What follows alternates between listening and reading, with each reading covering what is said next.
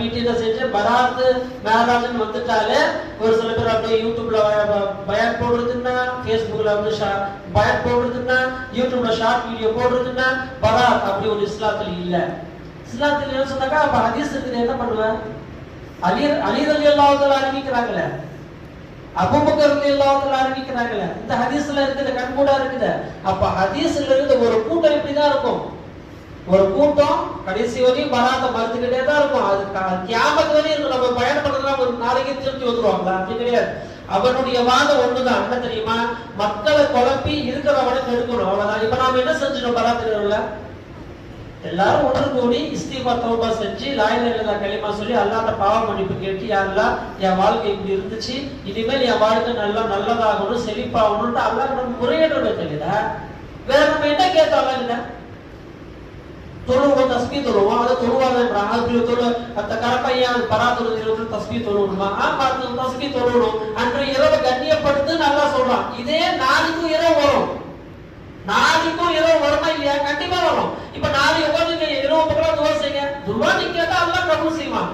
இன்னைக்கு உண்டான சிறப்பு இருக்குது, அது நாளைக்கு கிடைக்காது. ஏன் நேத்து கூட தான் இரவு போச்சு, அந்த இரவு அந்த நேத்து இரவு போச்சு, அந்த இரவு இந்த இரவு ஒண்ணா? நிச்சயமா இல்ல.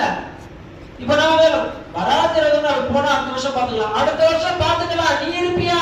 அடுத்த வருஷம் பராத்து வரும், அடுத்த வருஷம் லைலத்துல் கத்ர் வரும், அடுத்த வருஷம் மீலாது விழா வரும். நீ இருப்பியா? அடுத்து வந்தா கேள்வி.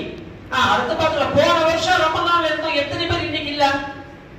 போன வருஷம் பராத்துல இருந்து எத்தனை பேர் இன்னைக்கு பராத்துல இல்ல? எங்க போனாங்க? அப்போ ரிஸ்க்கும் மௌத்தும் உன்னை துரத்தி கொண்டு இருக்கிறது. எப்படி?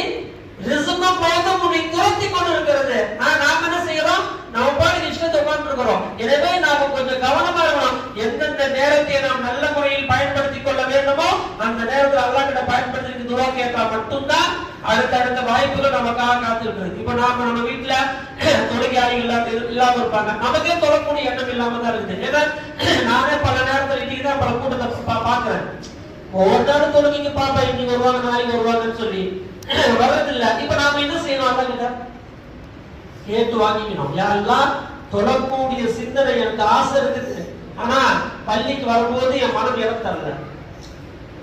எனவே நம்ம எப்படி அல்லாஹ் கேட்டு வாங்கிக்கணும்? யாரெல்லாம் தொழக்கூடியவனாக என்ன ஆக்கிடு, என் மனைவியை தொழக்கூடியவளாக ஆக்கிடு, என் பிள்ளைகளை தொழக்கூடியவர்களாக ஆக்கிடு என்று நாம் என்ன செய்யணும்? அல்லாஹ் கிட்ட இந்த நேரத்தில் துவா கேட்கணும். அப்படி நாம துவா கேட்டு நாம நம்முடைய வாங்கி கொள்ளவில்லை என்று சொன்னால் கடைசி வரை நம்ம நிலைமை இப்படிதான். நம்ம தகுதியில் அல்லாஹ் எழுதிதான், இவன் தொழுகையாளி எந்த